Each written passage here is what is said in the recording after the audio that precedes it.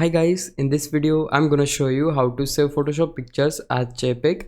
So here you can see I have this image or thumbnail of this video. I want to save it as JPEG. So how I can do that? Just go to file, and rather than clicking on save as, we need to click on save a copy so that we'll get the option for JPEG.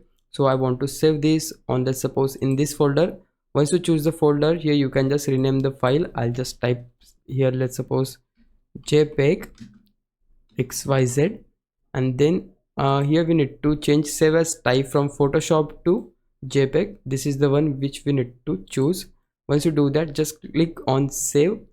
Then you will see this window. So if you want high quality, you need to set it all the way to right, and you can adjust it according to the quality you want. And once you do that, just click on OK. So now we have saved the file as JPEG. Now if I go to folder where we have saved the file, you will see the file is successfully saved as JPEG. And yeah, that's it. This is how you can do this. Now if you think I was a big help, can you please subscribe my YouTube channel? If you do, I would really appreciate it. But for now, thanks for watching. Bye bye.